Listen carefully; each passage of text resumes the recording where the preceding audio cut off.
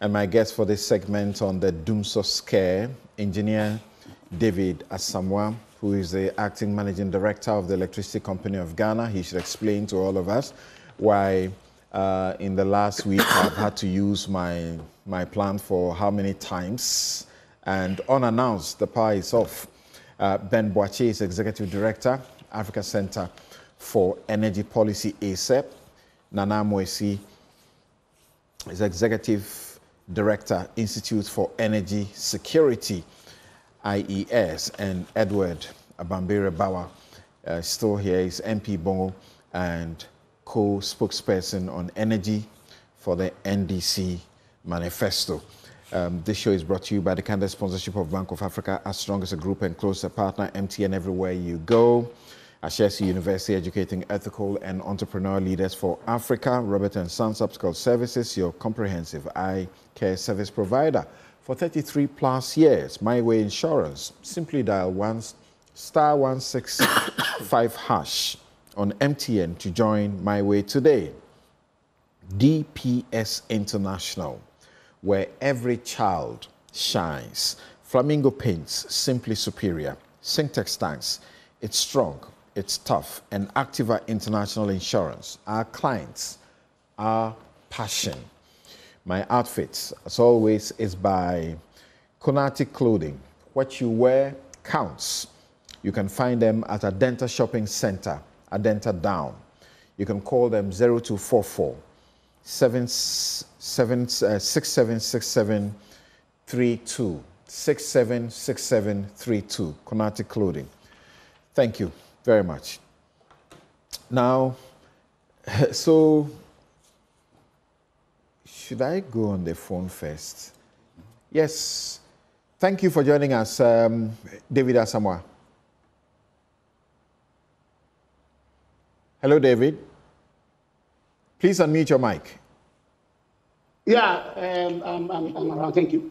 Thank you very much. Now, as we understand from Sonon Asogli, they issued a press statement or a statement that explains the circumstances that they currently face, and many say that's unpardonable. How do you want, a business to continue to run in plunging them into such, deep debt situation?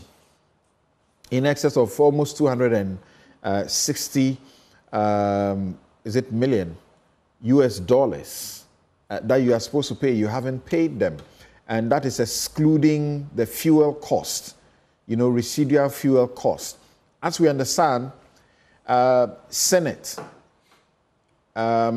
is shut down already, is it? ASCA has significantly reduced its load. Car Power has significantly reduced its load. Amandi is off, together with Sonon Asogli off. Why did we get here? Okay. Thank you very much for the question. I want to thank you, and I want to greet my colleagues who are present with you. The facts of the matter is what I'm going to say. In the first place, yes, it is true that Sonia Asogli has gone off because of some debt that we owe, as you rightly said. But the truth is that Amandi has also gone off. Amandi has gone off not because of the fact that we owe. Amandi, that is the Twin City. Amandi has gone off not because of the debt we owe, but it is because for Amandi, they are undertaking their annual maintenance, which is usually done in November. So we met with them, tried to negotiate for them to take it back. But the explanation is that, no, if they take it further, they will lose that insurance cover for their machines. So if anything happens within the period, they will not have that guarantee for their machines. Is that the truth? Because what you are talking about is something they just did recently, right? Yes. How many times are they supposed to do this in a year? It is, they do it on the plan that we have with them, and then the transmitter, it is supposed to be in November.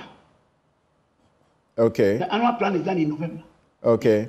ASCA is doing only ASCA is doing only 13 megawatts, right? ASCA, no.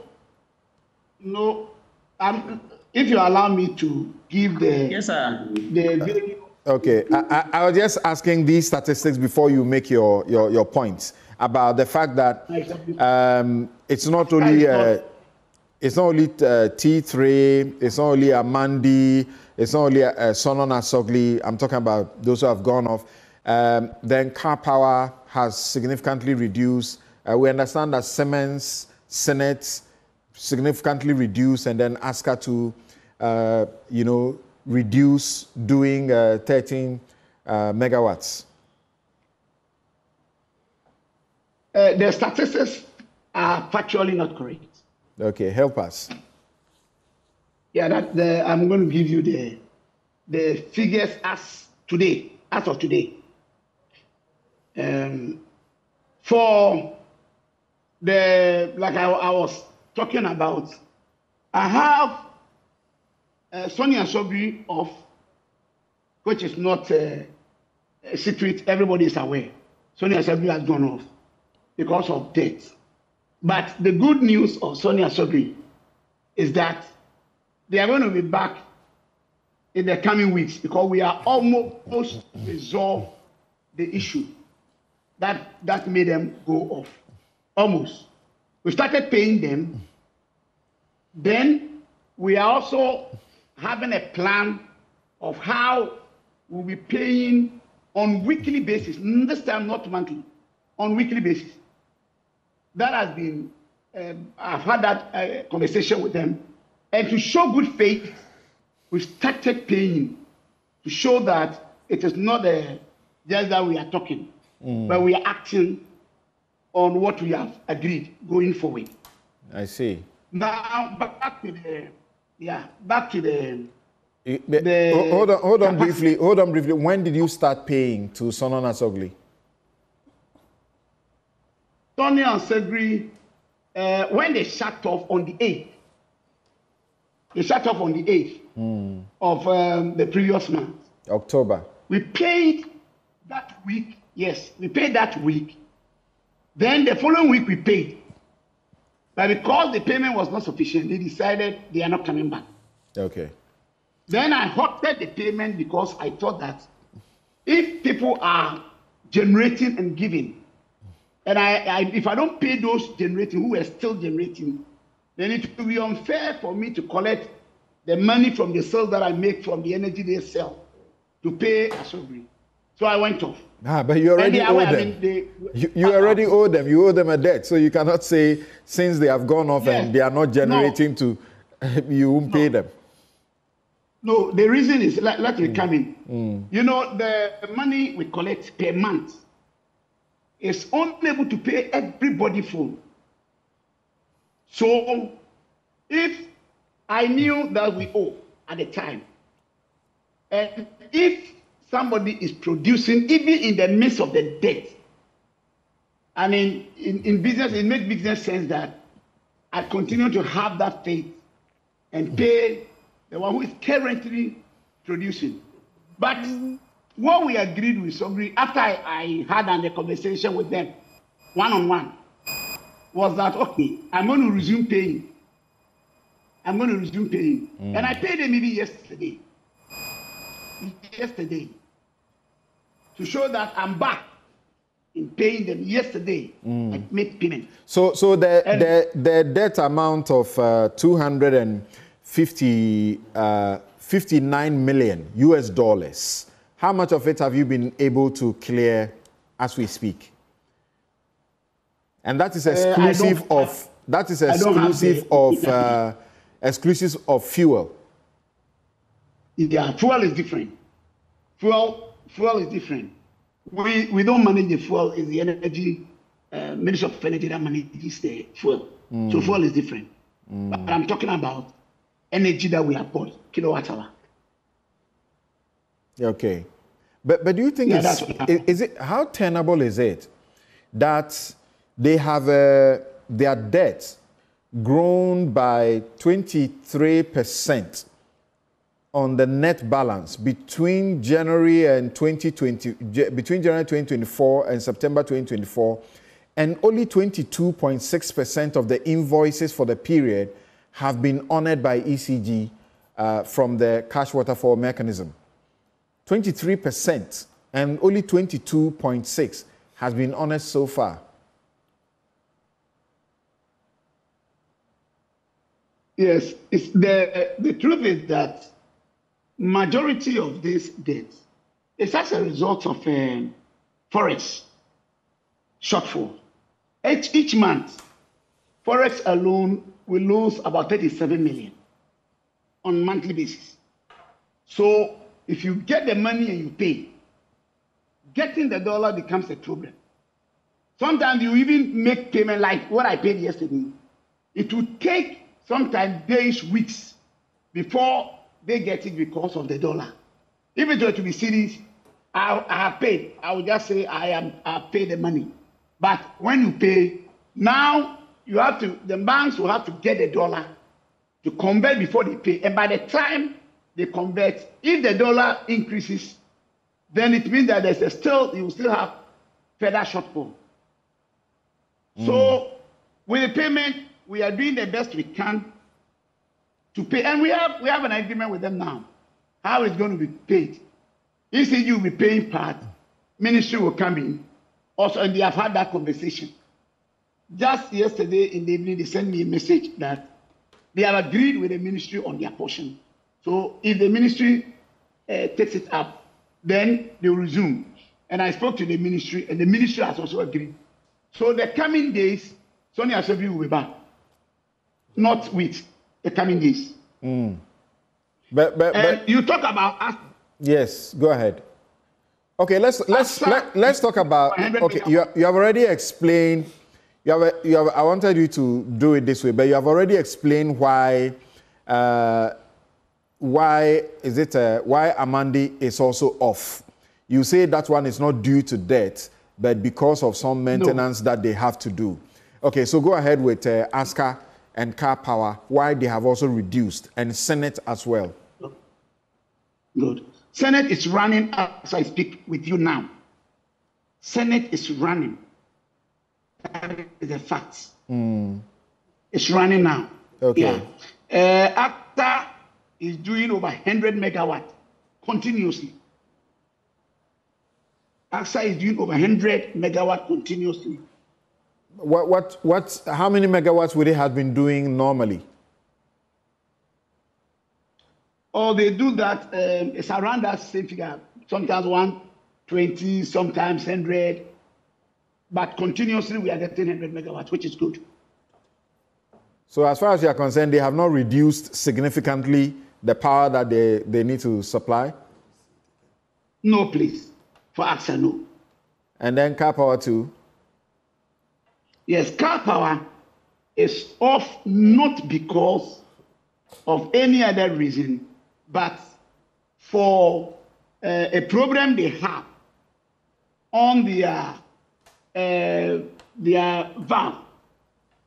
There is at the Car Power ship, the issue is this: they have a challenge with their plant, that is the pressure control valve. They have a problem with that pressure control valve at the Takoradi SRMS. But the good news is that they have flown the experts now. The experts are down now to fix that. And it is my hope that within the weekend, if they are able to fix, Car Power ship should be good and back. So it is not for any other reason, but the reason that the pressure control valve is faulty, and that is why they brought an expert to fix it.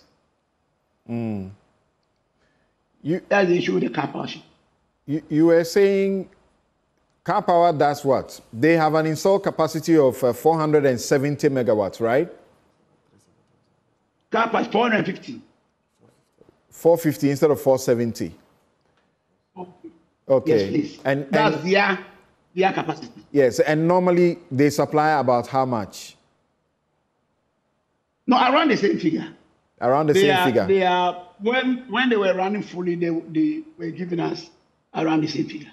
And as we speak, they are giving you how much? Well, now they are giving only 54 because of the 50 we are contracted. You see, our contract with Kappa is to give us 450. Okay, and they give when nothing was wrong. And now they are giving you 54. They were doing that. Yeah, 54 because of the valve that needs to be fixed. Not because of the debt. Not because of debt. No. Please no. And Send Power gives you 360. That's their installed capacity. How much were they giving you? Send Power, as I speak now, like I said, they are running fully.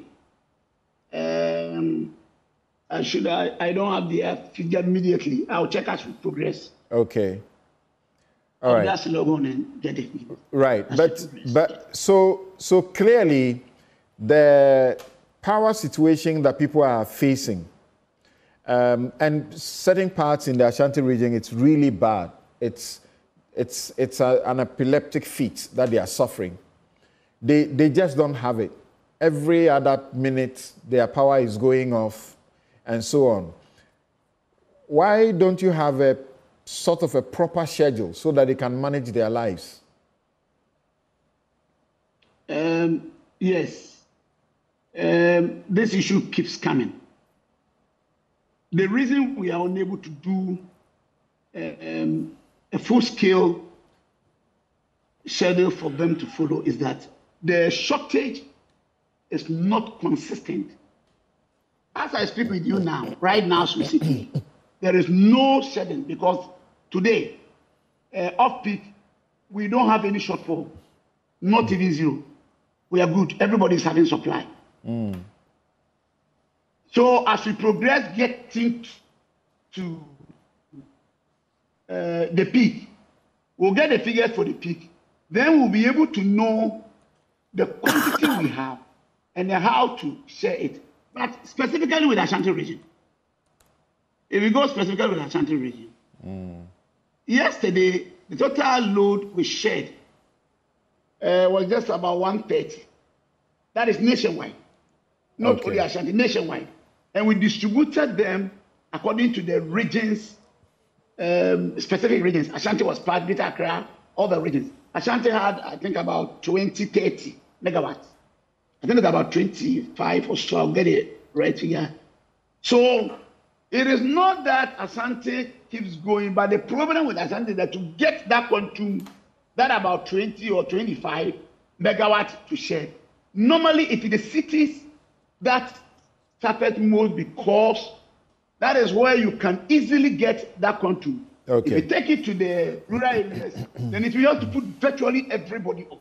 And that is unfair. The assurance you are giving is that, Mr. Samoa, the assurance you are giving is that the feared shutdown, at least by 3 of the key, IPPs, will not happen. It will not. Because you are paying. It will not happen. Yes, and you see, the schedule was to pay monthly. When I took office, I decided to do it weekly. Because I realized that if I do it weekly, it makes it easy to meet a target. So for the month of last month, for example, that is the month of October, we were able to meet the cutover for figure that we were supposed to pay. We paid. Because on the weekly basis, we are tracking how much we are earning, how much must go to cash water for, so that we can pay our IPPs. So now instead of monthly waiting at the end of the month, now they're receiving weekly payment. And that is the plan I have with them. I didn't sit down to do alone. I called them for a meeting on an engagement, and we agreed that weekly be better, and we are doing that. Okay, so they are not going.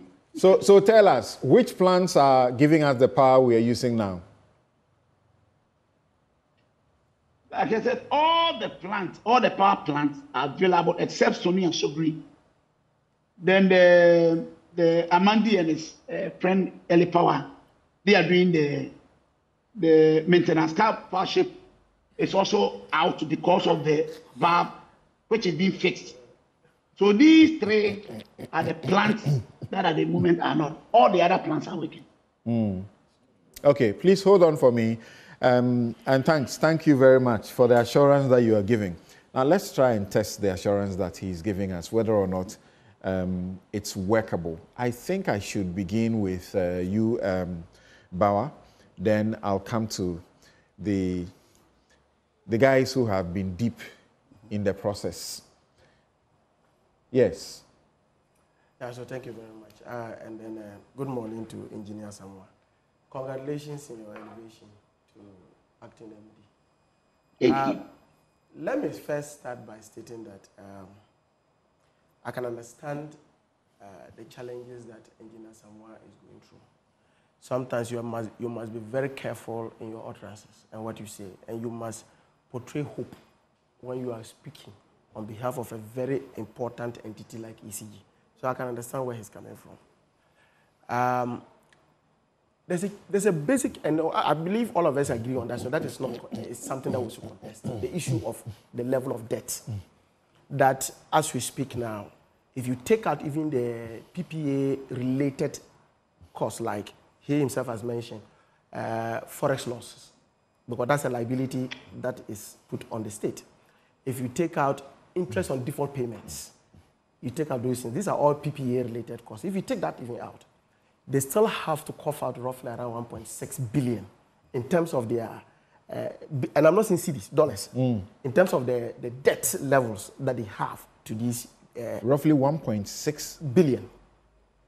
That really? Yes. Every month. Yes. So that is... Sorry, every month. So that is the challenge that they have.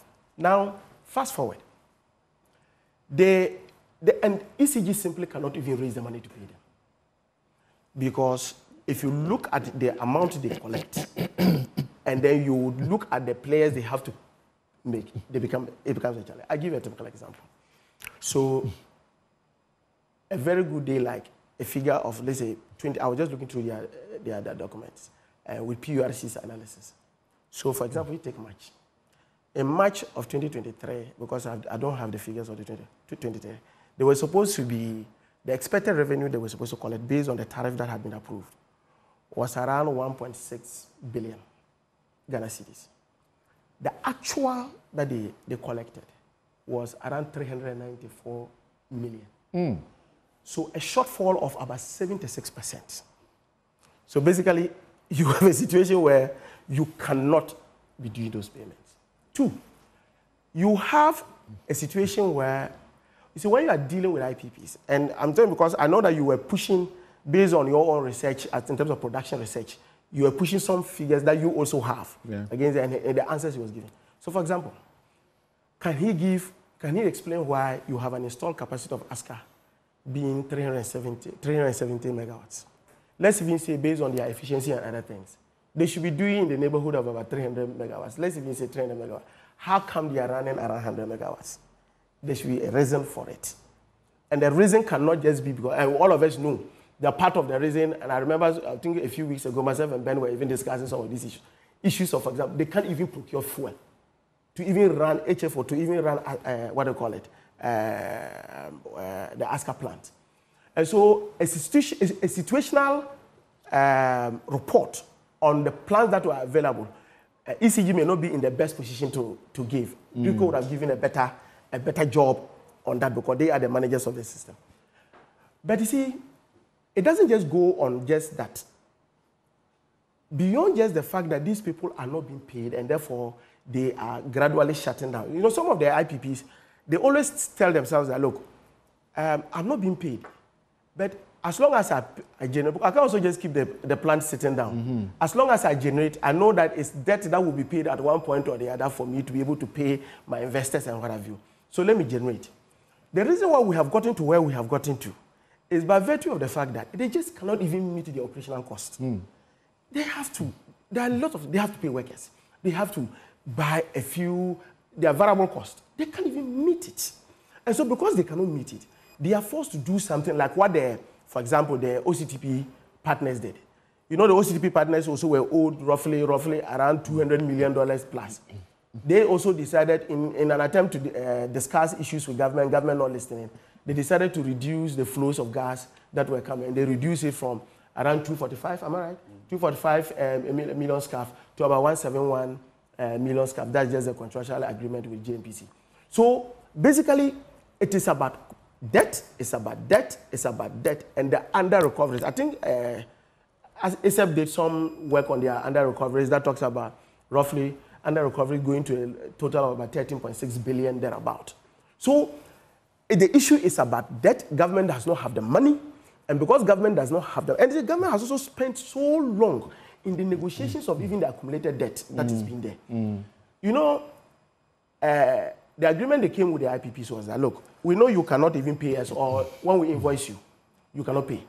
Because if you talk to the Chamber of Independent Power Producers, they say for the whole of this year, the invoiced, the invoices that were given to ECG, they've paid less than 30%. It's about 22% of the invoices they've given. I'm talking about the chamber as a whole. So already they cannot actually meet those particular requirements. However, the agreement was that whatever the situation, that's why he says that they've moved from monthly to daily payment. Weekly payment. That, look, let's agree that for every month, make sure you raise about $47 million for us to pay our partners, the players in the upstream. This is what was agreed with Dubik. And yeah, so let's do that. And then, whilst they do those things, they also agree. You see, in all these things that we are doing, the unfortunate part of it is that the state-owned generators are also suffering. But because they are state-owned, nobody's talking about them. Because the agreement was that you get the $47 million to pay these IPP players, who are, if you look at the cash waterfall mechanism, they fall under what they call the category A players. So you pay those ones. And that the state will look for roughly around $200 million to pay off the state-owned ones, because there will always be a shortfall. Now that $47 million was not also even coming. You see, so I don't know what magic that engineer Samoa has suddenly done, to the extent that now he can even just raise the money and now be doing those daily payments. One of the weekly payments. One of the things I expected to hear him say, because you asked a very simple, a very categorical question. You asked him, you said, look, take Asogli. They have indicated that you owe them $259 million. How much have you paid? Because he had indicated that as of even yesterday, he had paid. Yeah. So this is a figure you should know. Because if you recall, when the finance minister said that he had advanced $30 million to Asogli to me, Asogli came out and said that they had not received that $30 million. That's right. And since then, we have not had any information to contradict that. And so I would have loved to see how much he's, how much he's dealing with it. So the issue is about that. I'm sure he's getting the figure ready so that when I get back to him next, he will be able to give us that figure. But you like the assurance you are receiving that the potential, blackout that we're going to go into from next week will not happen? No. You see, again, I'm very careful when I'm dealing with technocrats. I've had the experience of working with them for over a decade. And so I know some of the problems go beyond them. And so I am always very charitable towards them. But I don't take it. You see, take, for example, LA Power. Ask Mr. Samoa. Since LA Power started producing, they just came, they are the new babies on the kid. Whether they have paid them. For the energy that they have been supplying to them. Ask them whether they have been paid. So most of these people, they are very gradual protest. Because usually with maintenance thing, it's also negotiated with the off-taker. Because you usually will find a way of scheduling in such a way that you don't create problem for the off-taker. Because the off-taker has consumed what the customer he has to deal with. You can't have suddenly all these plants, all talking about the fact that they are going on regular maintenance schedules. They are going to do that. And all of them are doing it at the same time. Usually you have a situation where the off-taker, and for that matter, the system operator will negotiate with you and say, look, we know that you are going to go on maintenance. Can you schedule your thing at this period so that at the time you will be going off, this plant will be coming on? And at the time, so that at least there's always a schedule on that. Suddenly you have car power dealing with it, you have LA Power dealing with it, you have ASCA giving you LOPA, and you do not see that these are all issues that are telling you that they feel shy. They say, I don't want to give you power. Instead of saying I'm going to shut down, I'll say I'm going to do maintenance. So these are the issues. Interesting. But let me come to Ben. I'll speak to Ben briefly and then I'll take a break and return. Now, you have been here and you have said this over and again. What is happening is not sustainable. Are we getting to a point where it's getting out of hand? I think it got out of hand long ago. The power situation got out of hand long ago. But because you are dealing with government, and government is interested in paying the bills, even when they are not supposed to. And that's why we see the light on to some extent. But without government, sacrificing it in development to pay for electricity bills, I mean, there will be no power in Ghana. And that is the fundamental truth. And we keep saying that government doesn't need to be paying electricity bills. Government doesn't need to spend money that should be taking kids out of, under trees. I mean, in many communities, you are dead once you get certain diseases because even access to hospitals is a challenge. And we are sacrificing that to do the optics, keeping the light on and spending it. But when you even break that down, I mean, we spend over 25, 30 minutes talking about things that we shouldn't spend airtime on, right? You've been asking questions about which plant is running, what megawatt are they producing. We are 10 years backwards on that information. 2015, 2016, it was a dashboard online. You log in live, you can see which power plant is running. You don't need to ask ECG boss what plant is running for us to do politics around it. Today, people, engineers working in Greco don't have the information you want from the ECG boss. Because politically, everybody is being gagged not to provide data so that there can be visibility on what is happening in the power sector. And that's how terrible the system has gotten. And if we continue to manage this power sector this way, it gets out of the hands of government. It gets even deeper and bigger to address. And I mean, all of us agree, and Engineer Samuel, congratulations to him. I'm sure we met briefly, but I haven't had the opportunity to do this. We know what the problem is. He mentioned that they are not collecting enough. Why are they not collecting enough? That is one part of the problem. You are not collecting enough, but they are also grossly inefficient with what they collect.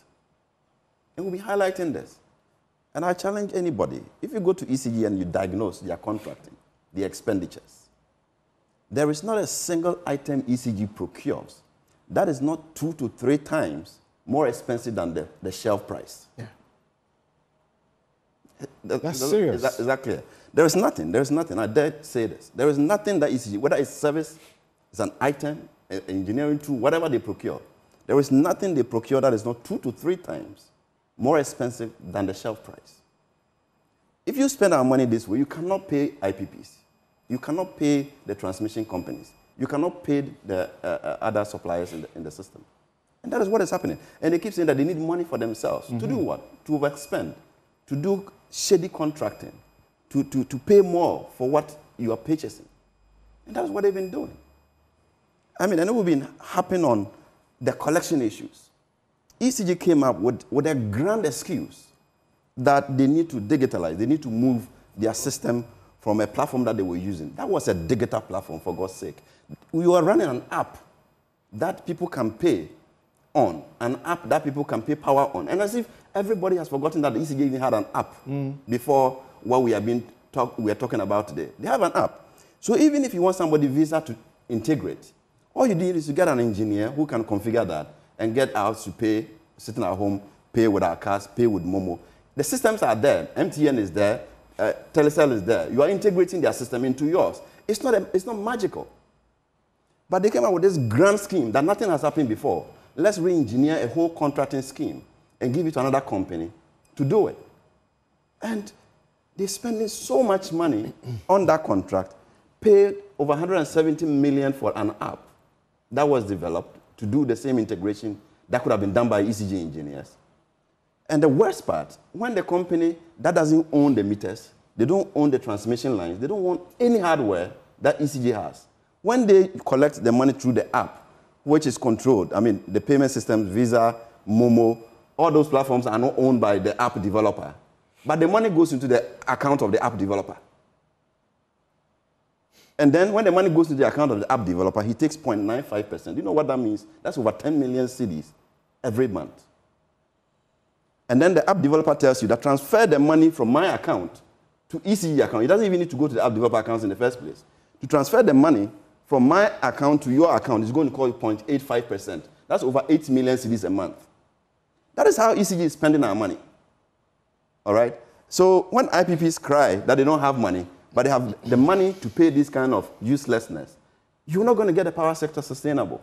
They are not collecting enough, but they are also incredibly abusing what is collected. What can you see in the coming weeks as we heard of all of these, about all these going off, and now the ECG boss telling us that, well, all is okay, we are moving on, nothing is going to happen? No, I mean, from my experience and what I've seen in this space, unless it is engineering problem and it is not possible to generate, IPPs generally will not shut down. You know why?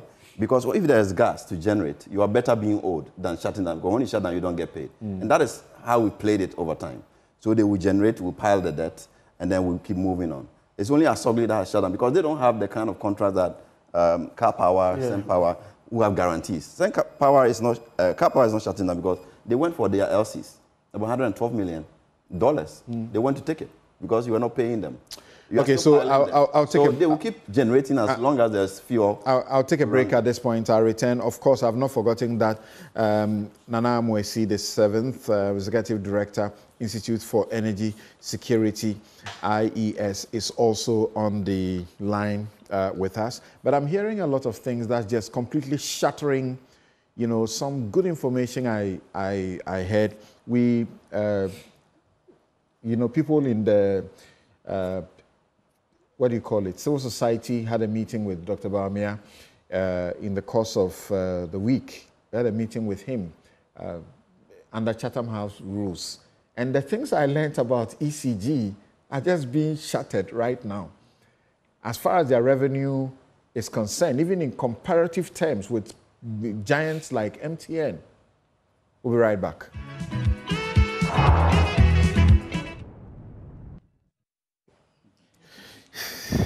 You're welcome back. This is Newsfile. It's your most authoritative news analysis platform.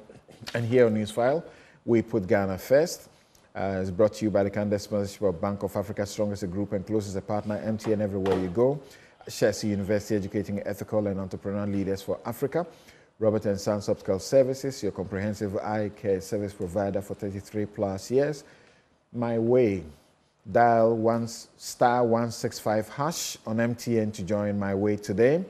DPS International, where every child shines. Flamingo Paints, simply superior. Syntex Tanks, it's strong, it's tough. Activa International Insurance, our clients, our passion. And My Outfit by Konati Clothing. You can find them at Adenta Shopping Center, Adenta Down. Call 0244 676732, 676732. And Konati Clothing, between now and Christmas, is running a discount offer. They are giving you up to 10 to 15% on any thing that you request from them. Thank you. Now, let me now go to Nana Amoesi, the 7th. Having listened to, Engineer David Asamoah and everybody else here around the table, what do you have to say? That we have sufficient assurance, this is sustainable, we won't get into Dumsor?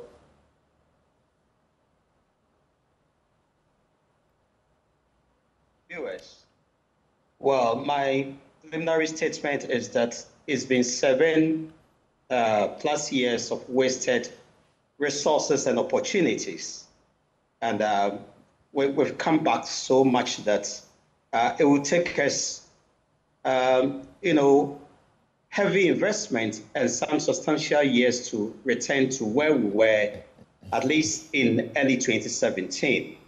The assurances that have been given by the boss of ECG is not something that you can rely on. And for us, we believe that with the opportunities, the resources, trust, trusted on the new government or the government, the current government in 2017, we should not be seeing Dumsor at all, because we had a very high installed capacity, a very respectable, dependable capacity in excess of 4,300, even when our peak demand in 2017 was less than 2,400 megawatts. We had migrated from our reliance on liquid fuel importation to domestic gas, largely domestic gas, which was cheaper and more reliable than that of imported liquid fuels and imported natural gas. We had ESLA that was giving us some money to clear legacy debts of close to 2.7 billion in early 2017, and also give us some free cash flow. We had profitable companies like the ECG, where losses, both technical and commercial, was below 23%. We also had a cash waterfall system that was operational and effective, just to name a few. Today, even though we have a dependable capacity in excess of 5,100 megawatts, we are struggling to produce, power in excess of 3,100 megawatts. Something you were talking to Mr. Samuel, and he said that yesterday the load is shared was just around 130 megawatts. I would love you to ask him what was our average peak load as of yesterday, so that we look at our own data and check if it's the case. And let me quickly put in here, government is suppressing information in the energy sector. Ben did mention that some years ago, data on power generated and transmission, well, you could find that online, the Greco system was shut down, and they sought to generate from a command center for, some key people or stakeholders in the industry. Today, and let me say from yesterday, the ordinary data sheet that is generated from Greco has now been labeled private and confidential for the first time. Private and confidential. And also, they are taking away the amount of power that is being exported. It means that you are blinded in the sector. What do you have to hide? Something? We believe that government have not been, efficient and effective in the opportunities and the resources that it was entrusted to it. Right. That's what we find out here. So, Ben, when I listen to you, when I listen across, I'm forced to say electricity or power supply or energy supply is becoming synonymous with corruption. Yeah, equals to corruption. I think I wouldn't debate you on that. If you look at how do we avoid being plunged? Of course, as we do, many people are sending messages, they are in darkness. So how do we avoid being plunged into darkness, at least so that we can enjoy our Christmas? I think we have to go back to the table and, manage the energy sector as a system. We've been arguing for this for so long. For you to have all your power plants doing below capacity and, justifying each of them tells you that we are not planning well enough. And that is what is happening. Now, gas supply is also a problem. Valve to supply gas to a power plant that can give us about 470 megawatts is a problem. Gas supply from the West African gas pipeline. Yeah, so, Engineer Someone mentioned the valve issue. So it's not Car Power that has a problem. Okay. It's a problem to push gas to them. So the valve has a problem. They can't receive enough gas. So we owe them like how much? 50. I'm not sure how much. In the region of 300 million. WAPCO? You are talking. You see, we have the transporters, okay, transmitters, and that will be WAPCO. And you have those who really supply you the gas itself, and that one roughly is around. If you just take just the OCTP alone, it's roughly around between 250 million dollars. Now the debt, we can't even consolidate them here because they are scattered all over the place. So Car Power over $300 million is owed. For gas, ENI over 200 million as well. But beyond that also, they have also drawn down on LC which is over $400 million, which all have to be paid for. And all the power plants, you know, they don't get their money. So, I mean, we need to plan it as a system and address the problems so that we don't compound it. But every day we are compounding the problem with inefficient decisions. Right. And that's what is troubling. So David, I hear Ben make, you know, the very basic argument. How do you sell power and make loss? Like, it's a commodity, everybody wants it. What's going on? Hello, David. Yeah. Right, so you have listened to my panelists so far. What do you say? We have just about a minute to close the show. Okay. Before I move on, let me correct something. The early power is not, because the new one we commissioned just this week, is giving us 200 megawatts and it's in operation. So early power is back on supply. Yes, pay them. And then the AXA, you asked me what is the total. The total was 336.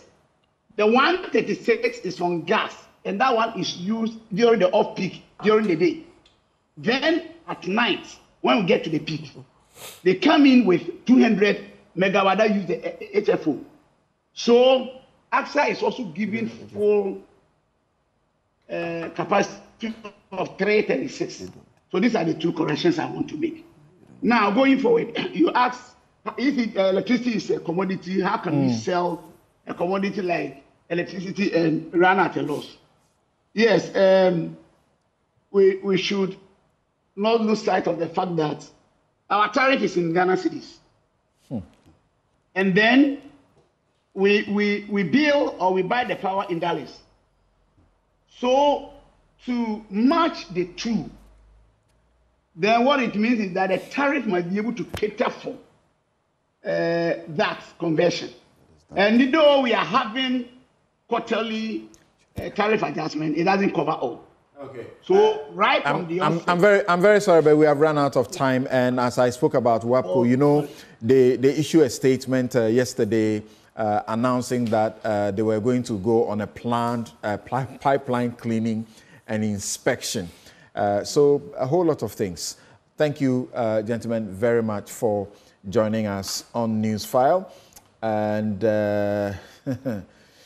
okay, I'm getting a lot of messages. I can't read any of them. I'm sorry about that. Engineer David Asamoah is the Acting Managing Director, Electricity Company of Ghana. Ben Boakye, right here, is Executive Director, ASEP. Nana Amoesi, the 7th, is Executive Director, IES, and Edward Abambiri Bawa is MP Bongo and co-spokesperson on energy for the NDC's manifesto. Thank you. Have a good afternoon.